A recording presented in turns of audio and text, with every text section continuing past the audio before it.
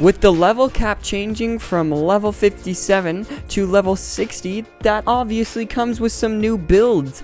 That's exactly what we're here to talk about today. We're talking about the best level 60 Zane build. This build is absolutely awesome. It's very similar to my old level 57 build, but obviously there's some new weapons that came along with DLC 3 that change a few things up a little bit. So we're going to talk all about that today. The best level 60 Zane build in my personal opinion. I like this playstyle. I love Zane. I like using all these skills the way that I'm using it. It's just my personal favorite Zane build, and it works really well for Mayhem 10 as of right now. Of course, things are changing by day, it seems like in Borderlands 3. Sometimes Mayhem 10 seems like it's very unbalanced, and other times it seems like it's too easy, other times it seems like it's too hard.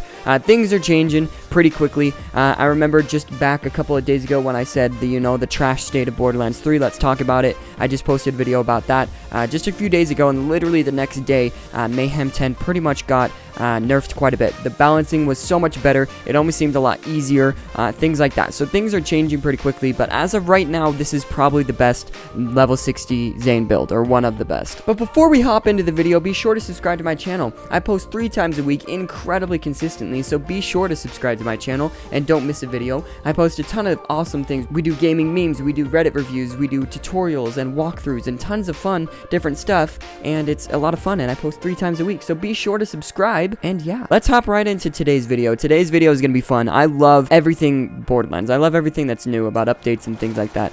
So first thing I want to do is go over the equipment or the gear. The first thing is the 4 weapons, the main 4 weapons to use. Luckily, now there's a few more weapons that we can actually use. Before it was pretty much just the same like 4 weapons. You had the Monarch, the Chaosin, the Yellow Cake, and maybe like the OPQ system or something else. But pretty much everything else was garbage. Now we've got a little bit more flexibility. So first off, we've got the Monarch, of course. I actually love using the ×4 variant. The ×8 variant is great, but it seems like the bullets spread out a little bit too much. The ×4 variant does a ton of damage as well. Whatever one you decide to use, the Monarch is definitely the move. This gun is absolutely amazing, especially with this Zane build. The Monarch is definitely the way to go. Also the Chaosin, this gun is amazing. I probably could get a Chaosin that's a little bit better. Just pointing out, I still have level 57 gear, or some of my gear is still level 57. I haven't farmed for new gear quite yet, but it's still destroying, so that just means the new gear will be even better. I need a new Chaosin. This Chaosin is really, really good, but it could do a little bit more damage. But the Chaosin in general is definitely going to be the move for Zane as well. Those exploding bullets, that extra explosion damage, as well as we have some extra SMG damage with this Zane build, so it just makes the Chaosin even better. Next, we've got the Stark Flipper. This is actually new to the new DLC, DLC 3, the Blood and Bounty DLC. This is actually a new gun. The Stark Flipper, or the Flipper, is amazing. It's such a great SMG. It does so much damage, and it comes in every element. Absolutely amazing weapon. This weapon is absolutely amazing. I probably should get a better anointment, but this anointment is actually pretty dang good. While action skill is active, constantly trigger novas that deal 25,004 damage. It's actually a pretty good anointment. I think there are some better ones out there, but the Flipper is one of the best guns you could have for this build as well. Kind of going along with the Chaos, and does a little extra SMG damage. The next one is the Unkempt Herald. This gun is actually really good. This is returning from Borderlands 2, also new to the new DLC. This gun is absolutely phenomenal. I love the Unkempt Herald. It's not quite as overpowered as it was in Borderlands 2, but it's definitely worth using for sure. I love the Unkempt Herald. This gun is amazing. And the next thing that I want to talk about is now we have a little bit more flexibility with weapons. We have a couple other weapons that are working well. Obviously, we've got the Yellow Cake that will work for sure with Zane. If you want to use the Yellow Cake, definitely use that. I use the Yellow Cake for kind of more crowded situations. I've started shying away from it because I relied on it so heavily for the past couple of weeks that I kind of want to use a different weapon, I kind of want to have a different weapon that I have the ability to use without having to use kind of the same one. Some other guns that work really well, the iron-wielded stone thrower, that gun is actually surprisingly good. That gun is really good. I do enjoy it. I would take these other 4 weapons over this one, but it actually works pretty darn well. But now we have a little bit more flexibility with weapons that we can use, which is awesome. As far as the shield goes, I just use a very simple recharger. I love the recharger. It's worked really well for me. Just use whatever shield you like the best. The shield is not dependent on this build, which is great. As a lot of you know, I don't like gear-dependent builds at all. So really, this shield is just kind of up to you guys. The only really gear piece or item that is 100% required for this build is the Seeing Dead class mod, which if you're a main Zane, you probably already have this. But the Seeing Dead class mod is definitely required for this build. Honestly, for a couple couple of reasons. Whenever Zane damages an enemy with his weapon, he has a chance to automatically activate all of his kill skills, which is the #1 reason. Additionally, his kill skills gain a bonus 25% effect bonus, which means you are keeping your skills up just by doing damage to enemies, as well as every time you damage your enemies, you have a chance to activate every one of your kill skills, which is absurdly good. This is like literally the best class mod in the game, let alone for Zane. This is the best class mod because you could potentially keep your kill skills and your action skills up for an infinite amount of time, which is ridiculous.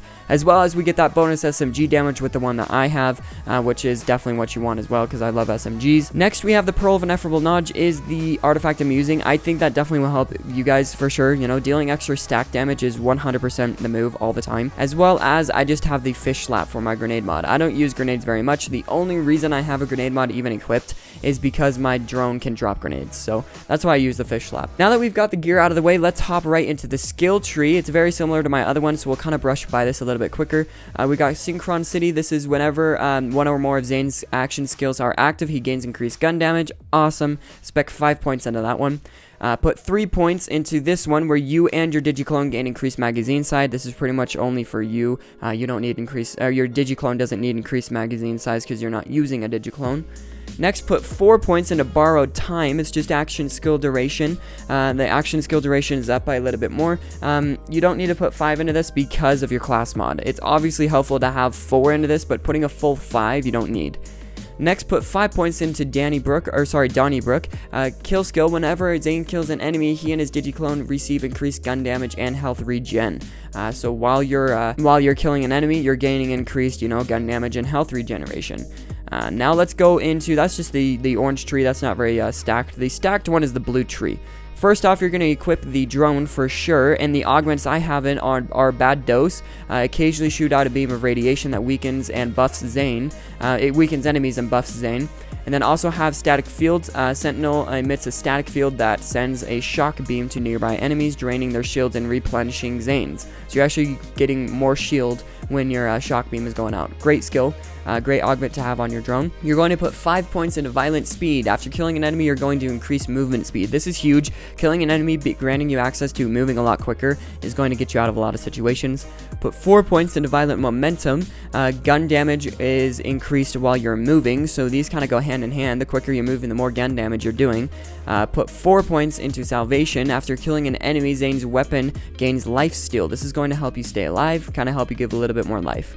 Put 1 point into this one. You're going to drop a free grenade based on whatever grenade mod you have from your drone. This one's pretty good. Keep in mind it can kill you, so be careful about that. I've gotten killed by my own grenade quite a few times, so be careful about that. Put 4 points into Cool Hand. After killing an enemy, Zane's reload speed is increased for a few seconds.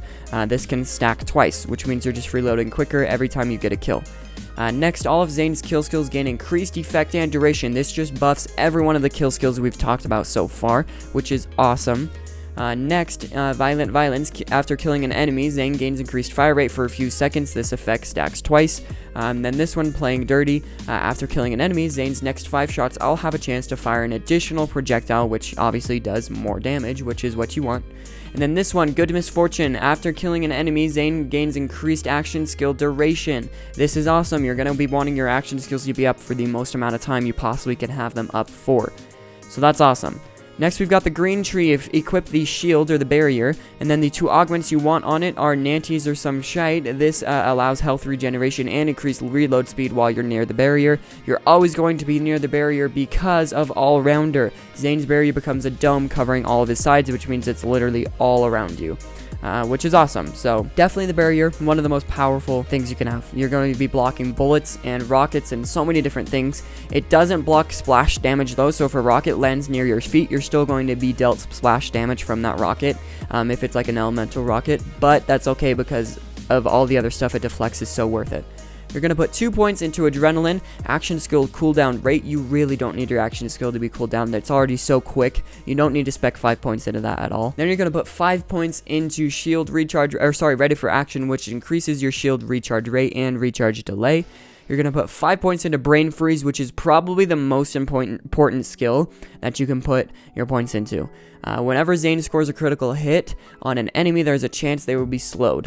This effect stacks until the target is frozen. This is absolutely amazing. Freezing enemies with critical hits is one of the most powerful things. It's absolutely required for this build. It's so amazing. It's such a good skill. And then put 1 point into Confident Competence. He gains increased gun damage and accuracy while your shields are active. Super awesome. So think of all the kill skills we just talked about in that, extra gun damage, reload speed, movement speed, all that stuff. All of that having a chance to be activated all at once because of this class mod, having a chance to automatically activate all of that whenever you damage an enemy, which means damaging an enemy grants you access to all of those kill skills. It's just absolutely overpowered. It's so amazing. Having all those kill skills activated all at once is so overpowered. So now that we've talked about the skill tree and the gear, let's show off the build a little bit. Let's go into Thenis, my favorite area to show off builds. Alrighty, let's start out with the Stark Flipper. This is the new one, the new SMG that I actually like a lot. So let's go with our shield and our drone, pop those both all at once, and then start using the Stark Flipper. This thing is super good. As you guys can see, it's doing really good damage there. It is a good SMG. And as you guys can also see, just me doing damage increases my action skill cooldown. So you guys can see the little bar telling me how much time I have left for that action skill. Just me doing damage because of my class mod makes that go back up. So pretty much I potentially can have these action skills up forever, potentially, because of that class mod that I have, where I gain increased action skill cooldown every time I damage an enemy, or I have a chance to every time I damage an enemy. And I'm doing a lot of damage to enemies, which means I have a very high chance to keep my action skills up for a very increased amount of time. Now we gotta deal with death. I hate dealing with death. Death is super hard, and I hate it so much. Oh god. I don't even want to deal with it. But the flipper is probably the best weapon for this build, I would have to say. It used to be the Monarch 100%, but now that the flipper is here, it's probably the best. The Monarch's really good for defeating death, by the way, but now that the flipper here, it's probably the Monarch and the flipper. Maybe even the flipper more than the Monarch, but they're just so good. As you guys can see, the Monarch is destroying as well, too. The Monarch is really just taking care of these enemies. The Monarch is pretty damn good, and this is just a ×4 variant. Obviously, the ×8 has more projectiles. I found the projectiles are a little bit more difficult to hit when you have the ×8 variant, so you're not actually doing quite as much damage, but still, whatever one you guys prefer. But so much damage. I mean, look at that. I wasn't even in the bipod mode when I just destroyed that guy, and that whole time I had all my action skills up with no issue, and look how quick I'm moving as well. Just amazing. It's such a good build. It really is. I was shocked at how great this build was. They've made some different improvements to Mayhem 10, which have increased. They buffed Zane a little bit. They've kind of balanced some things out a little bit more as well. As you guys can see, the Unkempt Herald is actually pretty good as well. The one thing is you have to be at a distance for it to work pretty well. If you're up close, the projectiles aren't all hitting because it splits. It splits into different projectiles, so if you're up close, they're not all hitting. So it's good. I like the Unkempt Herald quite a bit. I would definitely use the flipper and the Monarch before I would use the Unkempt Herald. But this Unkempt Herald, if you hit the right shots at the right time, it's going to deal some really good damage. As you guys can see, it is dealing some pretty damn good damage for sure. If you hit it correctly. You just have to use it correctly. When I first used it, I was using it up close, kind of like a shotgun or something, and I realized all the projectiles weren't hitting. And if you use it kind of more at a distance, all the projectiles can hit a lot easier, but when you're using it at a distance, it's harder to be accurate. So it just depends. I do like the Unkempt Herald a lot. It's great for this build. And now let's show off the Chaosin. The Chaosin, like I said, this is probably my weakest weapon right now. It's an amazing weapon. It's very powerful, but the Chaosin, as of right now, I've got a level 57, and I've got a pretty weak level 57. I need a new one. But with that being said, I actually, even though it's weak, it actually deals some pretty hardcore damage. This does some good damage.